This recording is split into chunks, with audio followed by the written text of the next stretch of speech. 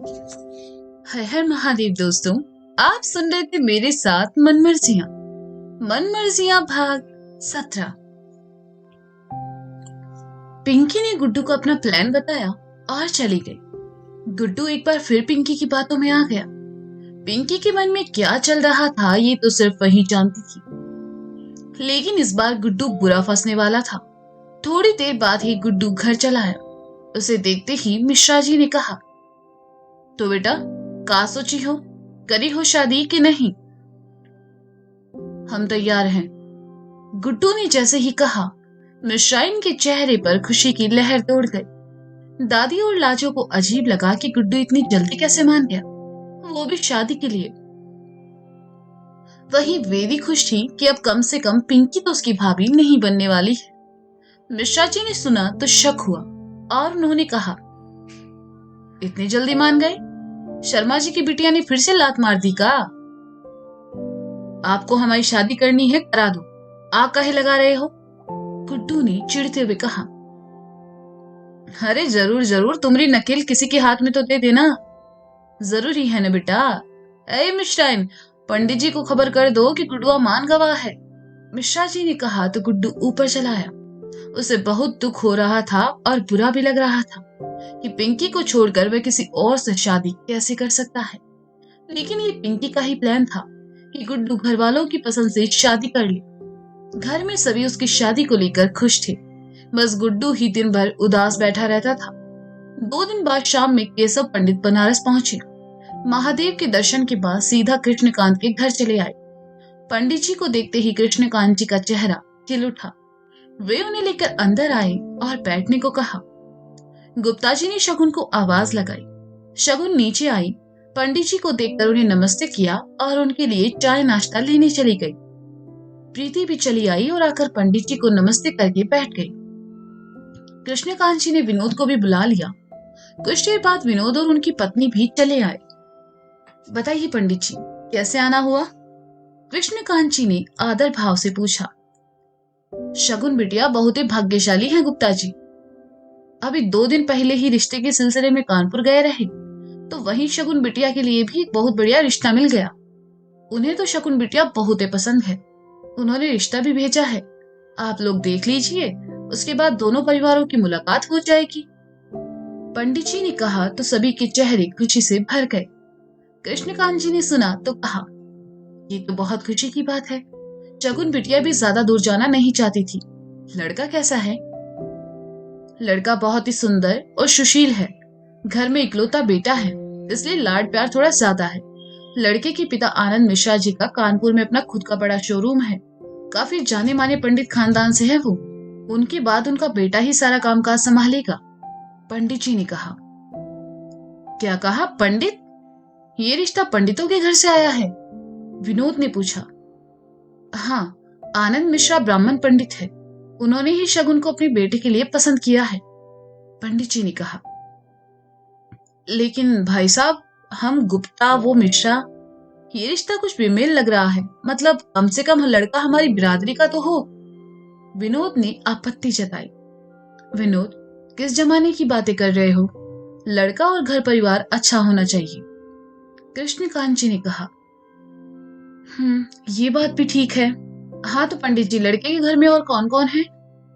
कृष्णकांत जी ने पूछा। आनंद मिश्रा जी, उनकी धर्म पत्नी, एक लड़का, एक छोटी लड़की और एक मिश्रा जी की अम्मा। 2 मंजिला बढ़िया मकान है और मोहल्ले में मिश्रा जी का अच्छा नाम भी है। घर में सारी सुख सुविधाएं हैं, किसी चीज की कोई कमी नहीं है। शगुन बिटिया वहां बहुत खुश रहेगी। पंडित जी ने कहा तो कृष्णकांत जी विनोद की ओर देखने लगे और कहा, क्या कहते हो विनोद? पंडित जी, कुंडली मिलाई आपने दोनों की? विनोद ने सवाल किया। हाँ, दोनों की कुंडली मेरे पास ही है। दोनों के 34 गुण मिलते हैं, पंडित जी ने कहा। ये तो बहुत ही अच्छी बात है। फिर तो एक बार लड़के के परिवार से मिल लेना चाहिए, विनोद ने खुश होकर कहा। इतने में शगुन सबके लिए चाय नाश्ता ले आई तो चाची ने उसके हाथ से ट्रे लेकर रखते हुए कहा, अरे शगुन बिटिया, आओ आओ बैठो, तुम्हारे लिए रिश्ता आया है। शगुन ने अपने पापा की ओर देखा तो उन्होंने हाँ में गर्दन हिला दी। शगुन चाची के बगल में आ बैठी तो पंडित जी ने कहा, शगुन बिटिया, तुम्हें देखते ही पसंद कर लिया था लड़के के पिताजी ने। अब तुम कहो तो जल्दी ही दोनों परिवारों को मिलवा देते हैं। जैसा पापा को ठीक लगे, शगुन ने धीरे से कहा। केशव अंकल, जब से आए हैं तब से लड़के की और उसके घर वालों की तारीफों के पुल बांधे जा रहे हैं आप। लड़के की फोटो हो तो दिखाइए। प्रीति ने अपने दिल की बात कही। अरे हाँ हाँ, क्यों नहीं, कहते हुए पंडित जी ने अपने झोले से गुड्डू की फोटो निकाली और कृष्णकांत जी की ओर बढ़ा दी। कृष्णकांत जी ने तस्वीर देखी, गुड्डू उन्हें अच्छा लगा। उन्होंने तस्वीर विनोद की ओर बढ़ा दी। विनोद और उसकी पत्नी ने भी तस्वीर देखी और मुस्कुराते हुए हामी भर दी। प्रीति, जो इतने देर से इंतजार में थी, उसने चाची के हाथ से गुड्डू की तस्वीर ली और कहा, पहले मुझे देखने दो। प्रीति तस्वीर लेकर भाग गई। बेचारे शगुन, वो तो उस तस्वीर को देख ही नहीं पाई। कृष्णकांत जी पंडित जी से कहने लगे, पंडित जी, लड़का तो बहुत ही अच्छा है और रिश्ता भी ठीक लग रहा है। एक बार शगुन बिटिया का जवाब जान लें, उसके बाद आपको इत्तला कर देंगे। तो आप अपने हिसाब से उन्हें बनारस बुला लीजिएगा। हाँ हाँ कृष्णकांत जी, बिल्कुल, आप बेफिक्र रहिए, पंडित जी ने कहा और फिर चाय नाश्ता करने लगे। शगुन शर्मा कर वहां से ऊपर अपने कमरे में चली आई। प्रीति तब तक गुड्डू का फोटो देखकर जा चुकी थी। उसने फोटो शगुन के टेबल पर रख दिया था। शगुन की नजर जब फोटो पर गई तो उसने उसे उठाकर देखा। अभी उसने सिर्फ गुड्डू की आंखें ही देखी थी कि प्रीति ने तस्वीर छीनते हुए कहा, क्या बात है दी, शादी के नाम से ही दिल में बस लड्डू फूटने लगे आपके। बदमाश, तुझे तो मैं अभी बताती हूँ, कहकर शगुन प्रीति की ओर लपकी। प्रीति शगुन से बचने के लिए कमरे में इधर उधर भागने लगी। भागते भागते प्रीति दरवाजे से अंदर आते हुए अपने पापा से टकरा गई। तो उन्होंने कहा, अरे क्या बात है, क्यों घर को सर पर उठाया हुआ है तुमने प्रीति? दी से पूछिए। प्रीति ने अपने हाथ में पकड़ी तस्वीर को छुपाते हुए कहा, कुछ नहीं पापा, ये तो बस ऐसे ही। शगुन ने कहा तो कृष्णकांत जी ने प्रीति के हाथ में छुपाई तस्वीर ली और शगुन की ओर बढ़ाकर कहा, हमें पता है, ये तुम्हें इस तस्वीर के लिए परेशान कर रही थी, ये लो। शगुन ने तस्वीर ली तो प्रीति मुस्कुराकर वहां से चली गई। शगुन को चुप देखकर कृष्णकांत जी ने कहा, शगुन बेटा, अगर तुम्हें पसंद हो तो बता देना, जल्दी नहीं है, तुम अपना पूरा वक्त ले सकती हो। जी पापा, शगुन ने कहा तो कृष्णकांत जी वहां से चले गए। उनके जाते ही शगुन ने कमरे का दरवाजा बंद किया और कुंडी लगा दी ताकि प्रीति फिर से अंदर ना पाए। शगुन ने तस्वीर को देखा, गहरी भूरी आंखें, सुंदर सा तीखा और लंबा नाक, हल्की दाढ़ी, सुर्ख लाल होंठ, घने और थोड़े से लंबे बाल, आसमानी रंग की शर्ट और काली पैंट, हाथ में कुछ रुद्राक्ष जैसा। शगुन पलक गुड्डू की तस्वीर को देखती रही। उसे गुड्डू पसंद आ चुका था, शायद इसलिए उसके होठों पर भी मुस्कुराहट तैर गई। खिड़की खुली थी और हवा आने की वजह से तस्वीर उड़कर नीचे गिर गई। शगुन ने उसे उठाया और अपनी किताब खोलकर उसमें रखते हुए कहा, आप यहाँ रहिए, यहाँ से आप कहीं नहीं जा सकते। वैसे पंडित जी ने आपका नाम नहीं बताया। कोई बात नहीं, जब आपसे मुलाकात होगी तब पूछ लेंगे। शगुन ने गुड्डू की तस्वीर को किताब में रखा और कमरे से बाहर चली गई। कानपुर, उत्तर प्रदेश। हॉल में रखे मिश्रा जी के फोन की घंटी बजी। मिश्रा जी ने फोन उठाया और पाया कि दूसरी ओर पंडित जी थे। मिश्रा जी ने कहा, हर हर महादेव पंडित जी, कहिए कैसे याद किया? मिश्रा जी, मुबारक हो, कृष्णकांत गुप्ता ने गुड्डू का रिश्ता अपनी बिटिया के लिए स्वीकार कर लिया है। अब बस आप लोग गुड्डू के साथ बनारस आ जाइए और इन सब से मिल लीजिए, पंडित जी ने कहा। अरे वाह पंडित जी, सवेरे सवेरे बहुत ही बढ़िया खबर सुनाए हो। उनसे कहिएगा 2 दिन बाद ही बनारस के लिए निकल जाएंगे, मिश्रा जी ने खुश होकर कहा। ठीक है मिश्रा जी, हम उन्हें खबर कर देंगे, और खबर क्या, हम खुद भी 2 दिन बाद बनारस में ही हैं। हर हर महादेव, पंडित जी ने कहा और फोन काट दिया। हर हर महादेव कहकर मिश्रा जी ने फोन काटा और आवाज लगाई, मिश्राइन, अरे ओ मिश्राइन, अरे हिया आबो यार। क्या हुआ, सुबह सुबह इतने खुश नजर आ रहे हो? शाही ने कहा। अरे बात ही खुशी की है, पहले जरा मिठाई खिलाओ हमको, बाद में ना बताएंगे क्या बात है। मिश्रा जी ने बैठते हुए कहा। लाजो, जरा मिठाई तो लाओ। मिश्राइन ने आवाज लगाई तो लाजो मिठाई ले आई। मिश्रा जी ने मुंह मीठा किया। उनकी आवाज सुनकर वेदी और गुड्डू भी नीचे चले आए और आकर खड़े हो गए। मिश्रा जी ने गुड्डू को देखा तो लड्डू उठाकर उसे खिला दिया। गुड्डू ने लड्डू आधा खाया और आधा अपने हाथ में लेकर कहा, ये लड्डू किस खुशी में? अरे बेटा, तुम्हारी शक्ल देख के लड़की ने हाँ कह दी है, मिश्रा जी ने कहा तो गुड्डू के मुंह में रखा लड्डू गले में ही अटक गया और वह खांसने लगा।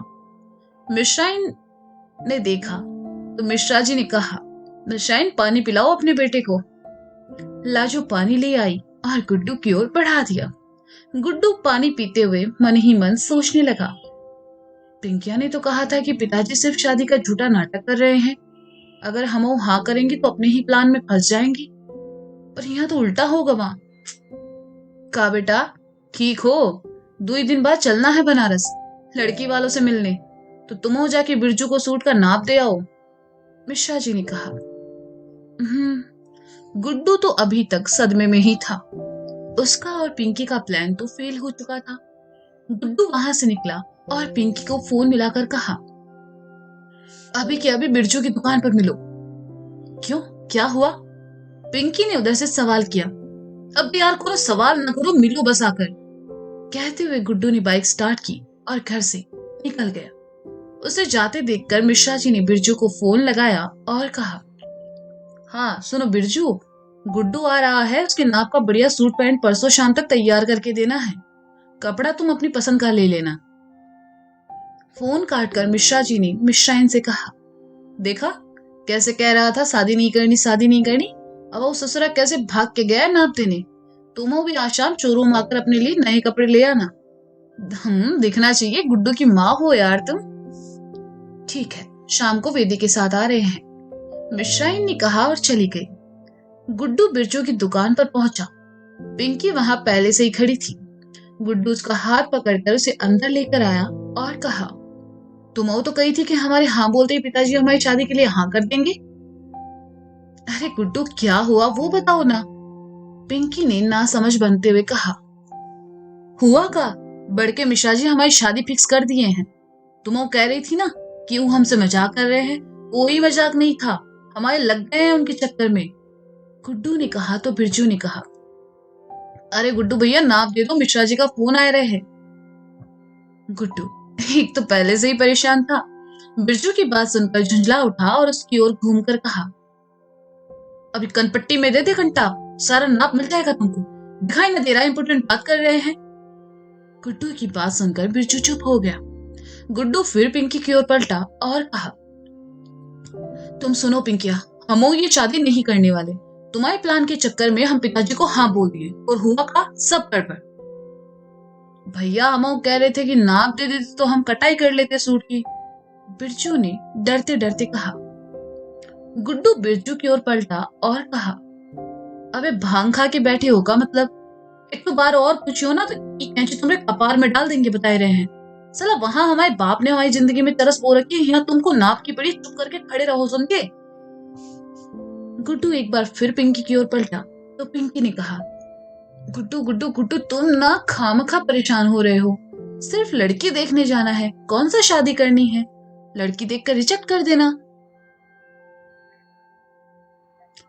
हमारी इतनी औकात है जो अपने बाप के सामने किसी लड़की को रिजेक्ट कर दे, गुड्डू ने कहा। तो कुछ ऐसा करो ना कि लड़की तुम्हें ही रिजेक्ट कर दे, पिंकी ने कहा। तुम ना हमें उलझाओ मत पिंकिया, हमें नहीं समझ आ रहा क्या करना है, गुड्डू ने कहा। तुम लड़की देखने जाओ, उसके बाद देखते हैं क्या करना है, पिंकी ने कहा और वहां से चली गई। पिंकी के जाते ही बिरजू ने कहा, गुड्डू भैया अब ले लेना, सूट सिलना है। गुड्डू उसकी ओर पलटा और कहा, सूट नहीं, तुम सिलो हमारे लिए कफन।